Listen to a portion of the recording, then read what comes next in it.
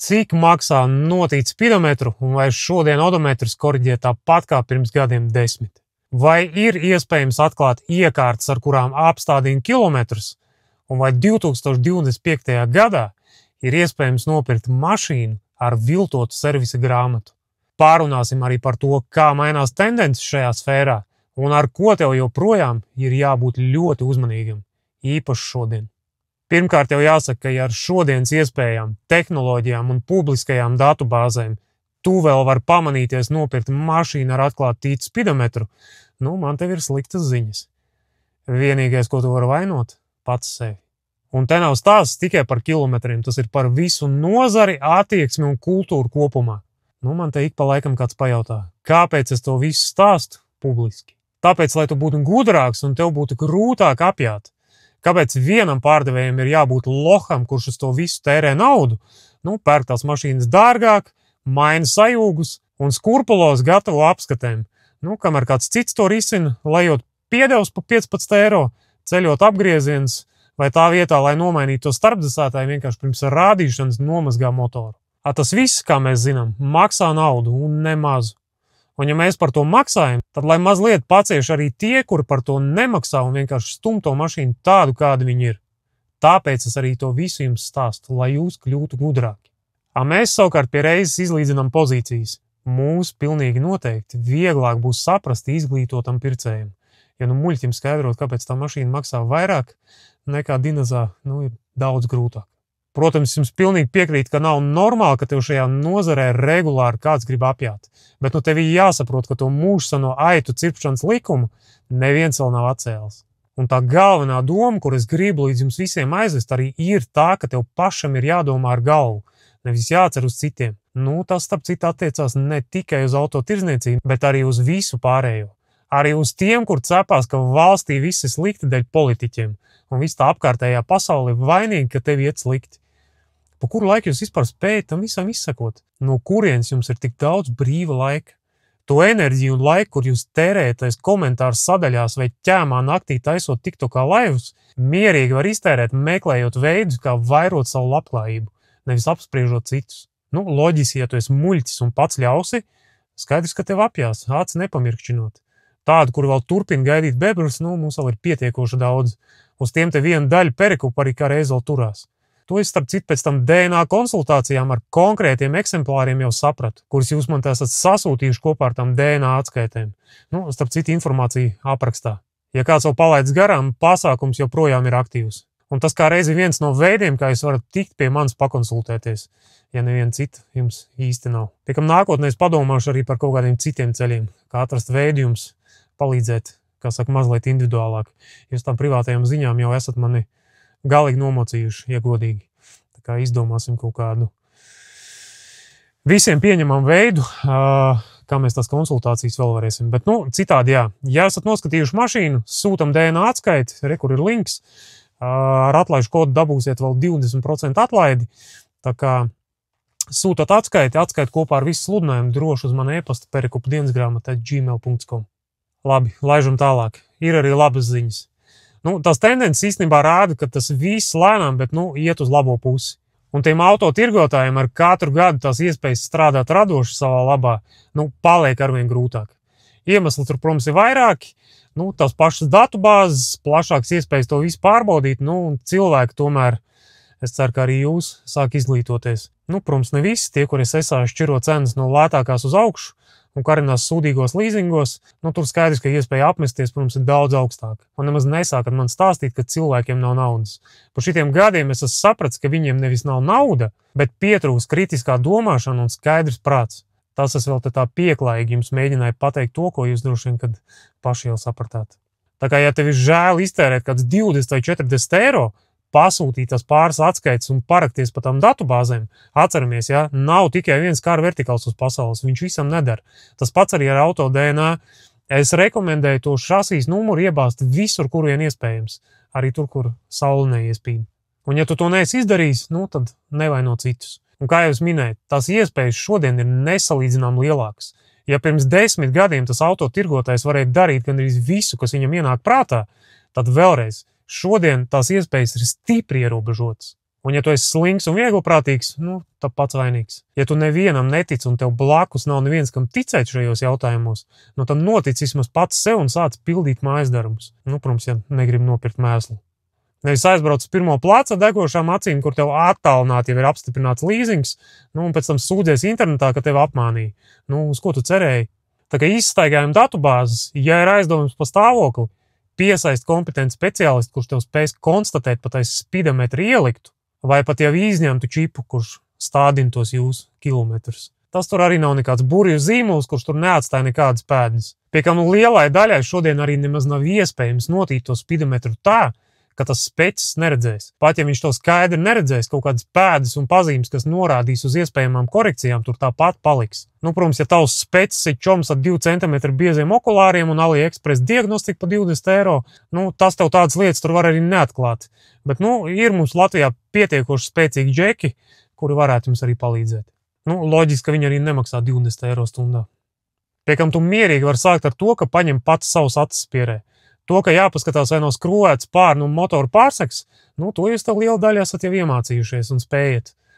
Kas jums traucē paskatīties, vai tas spidometrs fiziski nav ņemts ārā, vai tur skrūvs nav skrūvēts, vai panelis jaukts ārā? Kāpēc, lai 5-gadīgai mašīnai vajadzētu ņemt ārā spidometru? Mums te ir mašīnas, kurām ir 20 gadi, un tur neviens vispār pirksts nav bāzes. Protams, tas skrūvētais spidometrs arī nedod nekādu garantiju tam, ka tas iemesls ir bijis tieši manipulācijas ar spidometriem. Varbūt, ka tur vienkārši check engines vai airbags ir aizlīmēts ar izolācijas lenti, vai ne? Tā taču darīja kādreiz. Vai dara joprojām.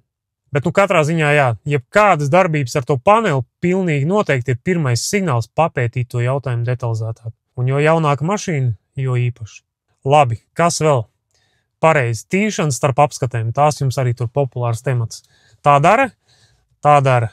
Arī pie mums to dara. Bet tur tas stāsts ir tāds pats kā ar tiem čipu licējiem aiz spidometru. Viņi ir, bet viņi ir proporcionāli ļoti maz. Es starp citu arī vienu tādu zinu, tepat Latvijā. Viņš to dara katru gadu, bet manā tuvākajā paziņu lokā tāds ir tikai viens cilvēks. Un zinot, kā tā mašīna izskatās, es skaidri zinu, ka es viņu nepirktu arī tad, ja viņam tie kilometri tur būtu īsti. Pie kam es domāju, ka visi tie tinēji un čipu licēji starp tām apskatēm ir vieni un tie paši džeki, kur ejot līdz laikam, kā saka, ir vienkārši evolucionējuši. Bet jāsaprot, ka tā nav kopējā masa un to dara salīdzinoši ļoti mazs procents. Tas arī nav tik vienkārši un tur ir jābūt ļoti labi izstrādātai sistēmai. Pie kam to parasti dara tie, kuri brauc ļoti liels attālums.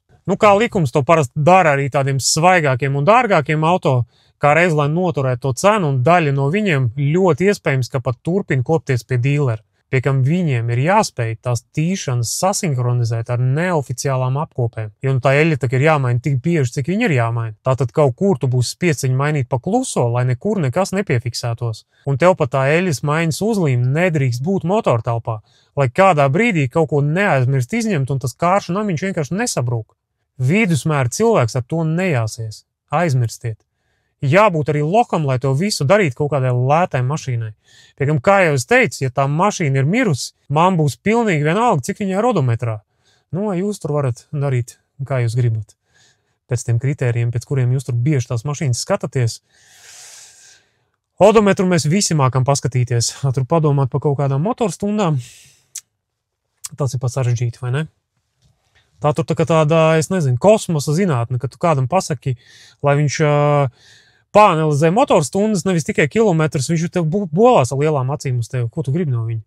Un kā jau es teicu, tur pirms vairākiem gadiem tas perikups varēja darīt visu, kas viņam ienāk prātā. Ja vidusmēra pircējs bija lohs, kuram bija stipri ierobežotas iespējas visu to perikupu stāstīt, to pārbaudīt. Savukārt šodien ir pilnīgi pie pakaļas, ko tas pārdevējs tev mēģina iestāstīt. Atceraties to, pilnīgi pie pakaļas. Svarīgi ir tikai tas, ko viņš bez tā stāstītā tev var arī parādīt ar faktiem, skaitļiem un dokumentiem. Man te kaut laika atpakaļ daži no tiem veco laiku lohiem man te komentāros rakstīja, ka tās servis grāmatas viltojot. Džeki, šodien nopietni pastāst, kā tu plāno to viltoto grāmatu sasinhronizēt ar CSDD, ar dīleru vēsturiem un visām maksas un bezmaksas datubāzēm. Vot pastāst man kā. Ja ir kāds, kurš šito visu spējīgs realizēt, tad zini, ka tu perikupu aprindās būtu ļoti pieprasīts un ļoti labi atalgots speciālists. Reku brīva niša jums. Absolūts monopols, es domāju, ka tur būtu. Bez konkurences. Tu rīt jau office var vērt rumbulā vaļā. Tā kā jā, atceraties, acis pierē un ne tikai uz spidometra skrūvēm, bet arī uz pašu mašīnu. Ja es atveru durvis un tas salons neizskatās uz tiem 100 000, nu es viņu tāpat nepirkšu to mašīnu. Nu nevajag man viņu. Pat ja tie kilometri tur ir īsti, savukārt, ja tā mašīna izskatās labi un es nekā nevaru pierādīt, ka tie kilometri nav īsti, es arī necīnos ar to jautājumu, kā jūs te komentāros. Dzīvot dzīvi ar domu, ka visi pretīm nācēji ir apmetēji, nu, protams, ka var, bet tā laikam ir daļa no mūsu mentalitātes. Es atkal visu mūžu centies dzīvot pēc principa, ka nav jēga cepties par lietām, kuras tu nevari ietekmēt vai kuras tu nevari pierādīt. Tas tā kā ar ticību. Jūs man te kaut kad prasījāt, kāda man ticība. Agnostiķis es esmu. Varat palasīt, ko tas nozīmē. Tur varēs savilkt kaut kāds paralēls. Tāpēc skatāmies visu pārējo un to, ko var pierādīt.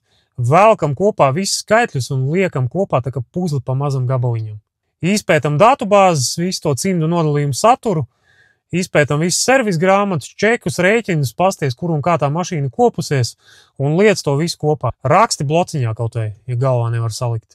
Un ja tev pārdevējs neko no tā visa nevar iedot, nu tad zini, ka tas nav īsti normāli un tas ir sarkanais karoks. Un tur tev jābūt jau ļoti uzmanīgiem.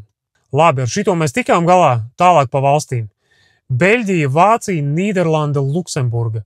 Ja tā mašīna ir ievesta 2025. gadā, ejam CSDD un bez maksas skatāmies ārvalsts noskrējienu. Visi šitos pa lielam vairs neviens netina. Tur baigie varianti vairs nav. Tur, teiksim, vācietim teorētiski, ja tā apskati ir iet sen, vēl kaut ko var mēģināt pamānīties, bet tas arī vairs nav iespējams tādos apmēros, kā to darīja agrāk. Tas viņam arī baigi vairs nav rentabli. Tī tur kaut kāds 15–20 tūkstošus. Ja jaunākām mašīnām tas tīšanas pasākums var maksāt pat kaut kāds vairākus 100 eiro. Visi tie digitālais spidometri. Tur tev neviens vairs pa 50 eiro to mašīnu nenotīs. Pie kam tev vēl nebūs garantija, ka tas dīlers vai labs speciālists to tāpat nespēs konstatēt. Un tam visam vēl beigās ir jāsakrīt ar apkopēm un visiem pārējiem dokumentiem. Tur viena liek kaut kādu darbību un kaut kur pieļaus kļūdu, viss tavs plāns ir ar tīšanu vējā. Pie kam ir markas, kuras nemaz nevar notīt tā, ka nepaliek nekādas pēdas. Tāpat kā ir markas un modeļi un salikumi, kur ir pilnīgi vienalga, cik tā mašīna ir nogājusi. Labi, ne tā, ka pilnīgi vienalga, bet vai viņš ir nogājis 250 vai 300 tūkstošus, tur būs pilnīgi pie pakaļas. Ja tur ir labs agregāts, skatieties, lai tā mašīna ir labi apkopta. Tai lētajā cenu kategorijā ir pilnīgi cita likuma, pēc kuriem tās mašīnas ir jāskatās. Un kilometri droši vien būs pēdējais, ko es skatīšos mašīnai pa kaut kādiem dažiem tūkstošiem eiro. Uzmanīgākiem ir jābūt ar visām pārējām valstīm, kur CSDD vēl netiek klāt. Itālija, Francija, Spānija, Austrija, Skandināvija, viss Dānija, Somija, Zviedrija, no kurienes te pēdējā laikā arī populāri ir vest. Tur iegūt informāciju bez maksas jau būs krietni sarežģītāk. Kaut kādos gadījumos pat neiespējami. Tāpēc obligāti sūtam atskaites un meklējam visus iespējamos ceļus, kā mēs varam to šasīs numuru pārbaudīt. Pie viena varbūt izlec kāds izbijis taksis, avārija, apdrošināšanas izmaksas. Un dažos gadījumos pat varēsiet redzēt dīlera apkopja vēstures. Starp citu DNA rāda kaut kādiem modeļiem. Pie kam, ja tā mašīna kopusies pie dīlera, tas noteikti palielina izredzes, bet gan jau, ka nav daudz opeļi, kur līdz 300 tūkstošiem regulāri taisa apkopas pie oficiālā dīlera, vai ne? Tā kā es iesaku tās atskaites sūtīt jebkurai valstī, arī tām, kas ir braukuši pa Latviju. Ja sazin kādas un no kurienes viņas visas pa šitiem gadiem te ir savestas. Un kā jau minēju par Beļģiju, Vāciju, Holandiju, Luksemburgu, tev šodien ir iespēja daļu informācijas iegūt bez maksas tai pašā CSDD. Ļoti ceru, ka tur drīzumā pieslēgsies arī visi pārējie, arī itāļi, ar kuriem vēl te kādu brīdi atpakaļ bija visgrūtāk. Bieži turpat atskaities neko nevarēja redzēt, ja tā mašīna nebija kopusies pie dīlera. Un arī tas nestrādāja visām markām. Protams, CSDD tev nebūs nekāds info ne par izbijušiem takšiem Holandē, ne par avārijām, ne par visu pārējo. Bet tas tomēr būs vismaz kaut kas, ar ko sākt. Būs maz ieraksti, kurus salīdzināt ar to uzzīmēto servisu grāmatu, vai ne? Un ja tev tiešām nav neviens, kurš var palīdzēt vismaz ar kaut kādu padomu, sūti tā noskatītā auto DNA atskaiti kopā ar to sludinājumu linku uz manu e-pastu. Paskatīšos to visu ar savu kritisko aci bez emocijām. Protams, pierunāt man kaut kur aizbraukt, es domāju, ka būs diezgan grūti. Domāju, ka man drīz daudz kur jau vairs nelaidīs iekšā. Tur, kur man laiž iekšā, gan jau, ka pēc noklusējuma nebūs tik traki. Tā kā esam uzmanīgi un veiksmīgs visiem medījums. Paldies!